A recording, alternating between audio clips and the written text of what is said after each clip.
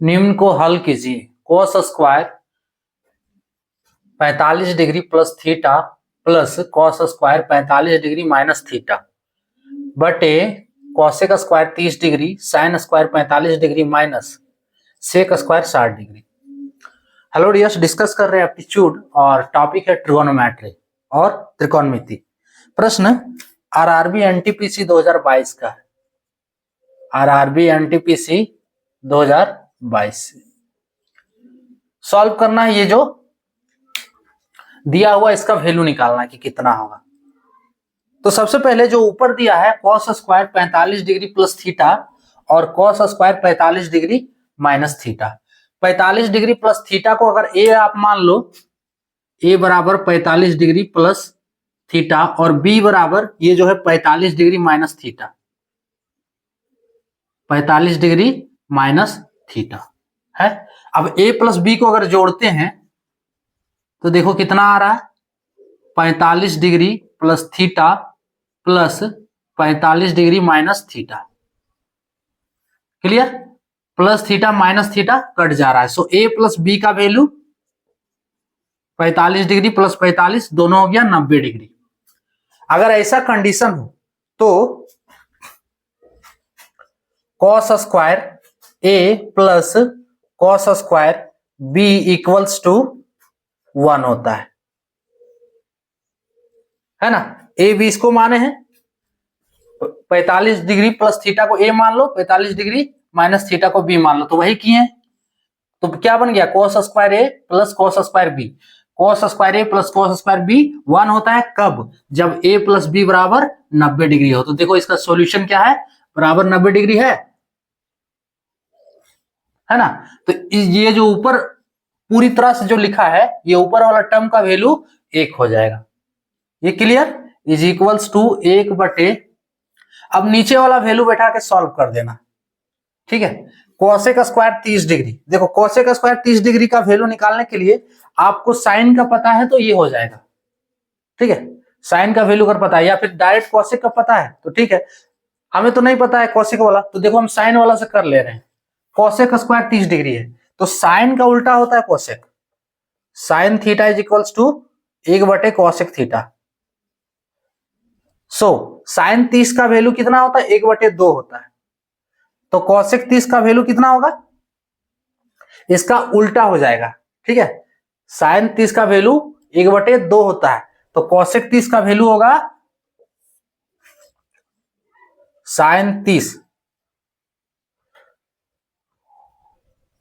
Sign 30 का value होता है 30 डिग्री, साइन 30 डिग्री का वैल्यू, सॉरी साइन 30 का वैल्यू होता है 1 बटे 2। ये याद करने पे डिपेंड है।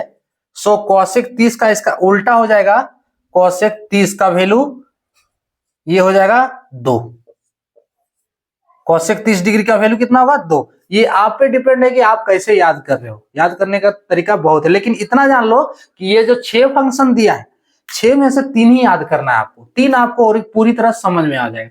जैसे साइन कॉस 10 अगर याद कर लो आप, साइन कॉस 10, साइन कॉस और 10 का आप याद कर लो, तो बाकी जो 3 है सेक कॉसेक और कॉट, ये आपको क्लियर हो जाएगा।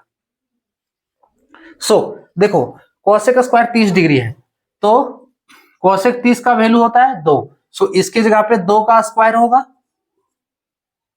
ठीक है। साइन स्क्वायर 45 डिग्री, साइन 45 का वैल्यू होता है 1 बटे रूट 2। साइन 45 और इसका उल्टा कोसेक, कोसेक 45, जिसको नहीं आ रहा है हम लिख दे रहे हैं कोसेक 45, इसका भी वैल्यू होता है 1 बटे रूट 2, ठीक है। सो इसके जगह पे 1 बटे रूट 2, 1 बटे रूट 2 माइनस स्क्वायर है तो स्क्वायर करना होगा, माइनस सेक स्क्वायर 60 डिग्री का वैल्यू। सेक 60 डिग्री का वैल्यू आप कैसे निकालेंगे, तो सेक के लिए आप कॉस का याद कर लो या डायरेक्ट सेक का याद कर लो, कोई फर्क नहीं पड़ता है। सेक 60 डिग्री, कॉस 60 डिग्री का वैल्यू क्या होता है, cos 60, cos 60, cos theta equals to 1 बटे सेक थीटा, अब cos 60 का वैल्यू होता है 1/2। cos 60 का वैल्यू 1/2, तो sec का वैल्यू क्या हो जाएगा? sec 60 का वैल्यू होगा 2। क्लियर? सो इसकी जगह पे 2 का स्क्वायर इज इक्वल्स टू 2 का स्क्वायर 4 गुने 1/√2 का स्क्वायर, तो 1/2 होगा, माइनस 2 का स्क्वायर 4। क्लियर? ये 2 दूनी 4 कट गया 2 बार में, so is equals to 1/2 minus 4, यही है ना।